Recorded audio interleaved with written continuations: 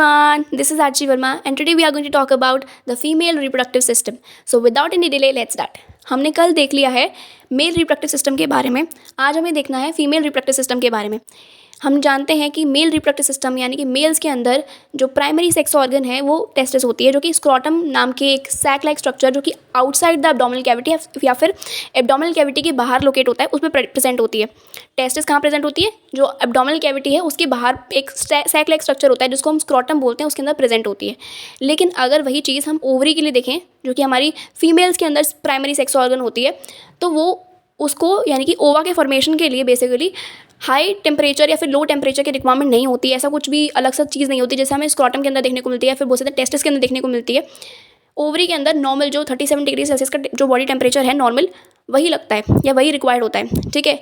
तो जो ओवरीज़ हैं उनको भी आउटसाइड द एब्डोमिनल कैविटी रखने की ज़रूरत नहीं है। इस वजह से जो नॉर्मल ओवरीज़ होती हैं वो हमारे जो एब्डोमिनल कैविटी है उसके अंदर ही प्रेजेंट होती हैं।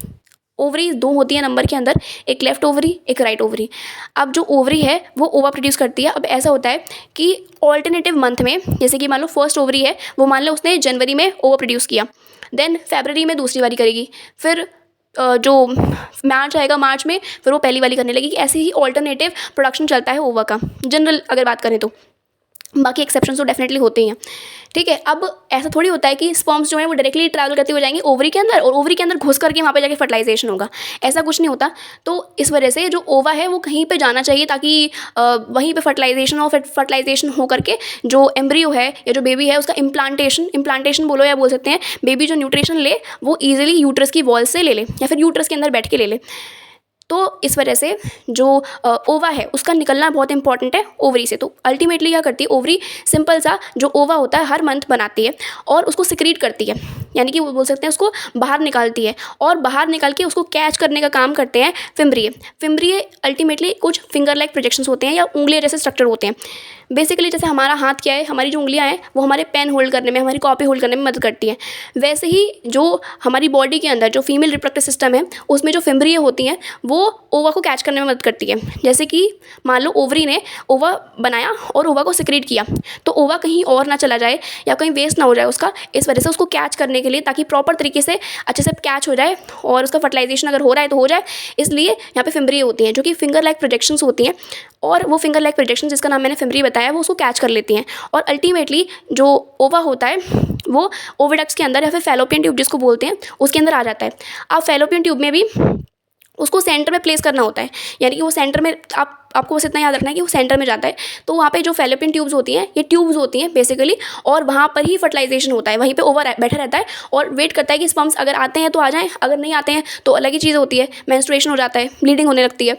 तो बेसिक बात यही है कि फिम्ब्रिये जो होती हैं वो ओवा को कलेक्ट करने का काम करती हैं और उसको इन्फेंटिबुलम के अंदर और उसको जो फैलोपियन ट्यूब है उसके अंदर डाल देती हैं। अब यहाँ पे जो फैलोपियन ट्यूब है वो एकदम कॉर्नर में प्रेजेंट होगी ना। अभी जैसे मान लो आप एंटर कर रहे हो किसी घर के अंदर, तो ऐसा थोड़ी कि आप एंटर करते ही स्टार्टिंग पे गेट पे तो खड़े रहोगे, एकदम एग्जैक्टली आपने एंटर किया किसी घर के अंदर तो आप एकदम गेट पे खड़े हो, आप ऐसा थोड़ी कि डायरेक्टली एक सेकंड के अंदर ही फटाफट से छत पे पहुंच जाओगे, ऐसा नहीं होता ना। तो वही मेन पॉइंट है कि जब फिम्ब्रिये ने उसको कलेक्ट किया तो ओवा अभी स्टार्टिंग की जो फैलोपियन ट्यूब का जो स्टार्टिंग का पॉइंट है वहीं पे प्रेजेंट है। अब उसको सेंटर तक जाने के लिए ताकि उसका फर्टिलाइजेशन हो सके उसको मूव करना पड़ता है। अब देखो मूवमेंट के लिए इसके पास कोई चीज़ नहीं होती, ओवा के पास कोई भी ऐसे मूवमेंट के लिए चीज़ नहीं होती जैसे कि हमें स्पर्म में देखने को मिलती है। स्पर्म के पास टेल होती है ना, ओवा के पास कोई टेल या ऐसा कुछ नहीं होता। तो उसको ये मूवमेंट करने के लिए सीलिया मदद करते हैं। अब देखो सीलिया को जिसको नहीं पता है उसको मैं ऐसे बता देती हूँ कि कुछ सेलुलर प्रोजेक्शंस होती हैं, जो ओविडक्ट है या फिर जो फैलोपियन ट्यूब है उसके सेल्स जो होते हैं उनके पास कुछ प्रोजेक्शंस होती हैं जो कि मदद करती हैं ओवा को ईजिली मूव करने के लिए। मतलब ऐसे समझ लो कि ओवा को ढकेल देती हैं कि तू भाई सेंटर की तरफ चला जा, ऐसा समझ लो, ठीक है। और जैसे ही ओवा सेंटर की तरफ चला जाता है, अगर उसका फर्टिलाइजेशन हो जाता है, अगर उसको स्पर्म मिल जाता है तो उनका फर्टिलाइजेशन हो जाएगा और वो एक सिंगल सेल्ड ज़ाइगोट बना देते हैं। अगर जब एक ओवा और एक स्पर्म तुरंत की तुरंत फ्यूज़ करें और वो अभी एक ही सेल कंडीशन में है उसको ज़ाइगोट बोलते हैं। लेकिन जब वो अपना डिवीजन शुरू कर चुके हैं, यानी कि एक सेल के बाद दो सेल, दो सेल के बाद तीन सेल, तीन के बाद चार सेल, ऐसे करके जब वो अपना नंबर इंक्रीज़ कर रहे हैं माइटोसिस कर करके, तब उस कंडीशन में जब ये सेल का नंबर बढ़ जाता है उसको हम एम्ब्रियो बोलने लगते हैं। और ये एम्ब्रियो का इम्प्लांटेशन या फिर एम्ब्रियो को जो है ओविडक्ट में नहीं रखा जा सकता, बिकॉज वो धीरे धीरे करते करते बड़ा होगा ना, ऑब्वियसली बात है। तो छोटू सी फैलोपियन ट्यूब में इतना बड़ा एम्ब्रियो कैसे हो जाएगा, उसका नरिशमेंट कैसे हो पाएगा। इस वजह से उसको वहाँ से यानी कि जब जाइगोट कंडीशन में ही था वो, यानी कि जब फर्टिलाइजेशन ही हुआ था ओवा और स्पर्म का, तभी उस कंडीशन में ही वो जो जाइगोट है वो धीरे धीरे सरक के जो यूट्रस है उसके अंदर आ जाता है, ठीक है। और वहाँ पे अपना जो माइटोसिस उसको करनी है या जो बेसिकली सेल डिवीजन उसको करना है, वो एक के बाद दो के बाद ऐसे करते करते अपना सेल का जो नंबर है उसको इंक्रीज़ करता रहता है।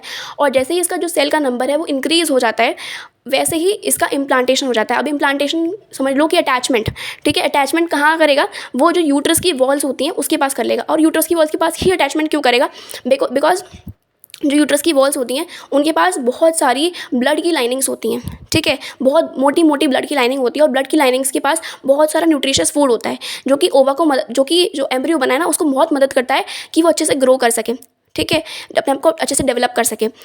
तो इस वजह से जो यूट्रस की जो वॉल्स हैं जो ब्लड से भरी हुई हैं, उनके पास न्यूट्रिशन बहुत सारा है, उसके पास जो एम्ब्रियो है वो इम्प्लांटेशन कर लेता है या फिर अपना अटैचमेंट बना लेता है, ठीक। अब यूट्रस थोड़ा सा देख लेते हैं। यूट्रस एक पियर शेप्ड ऑर्गन है जिसको आप वूम भी बोल सकते हो, और बेसिकली उसका काम यही होता है कि जो न्यूट्रिशन प्रोवाइड करना टू द एम्ब्रियो, बस इतना काम होता है यूट्रस का, ठीक है। और वो बता दिया मैंने, दूसरा नाम उसका वूम होता है। और देन जब हम देखते हैं यूट्रस के बाद जो नीचे स्ट्रक्चर आता है थोड़ा सा उसको बोलते हैं सर्विक्स, जो कि डिफरेंशिएट करने में मदद करता है, या फिर बोल सकते हैं एक बाउंड्री बना देता है between uterus and vagina. Vagina तो बेसिकली हम जानते ही हैं एक कॉपुलेटरी ऑर्गन है फीमेल के अंदर, that is it. So this was all about this video, thank you.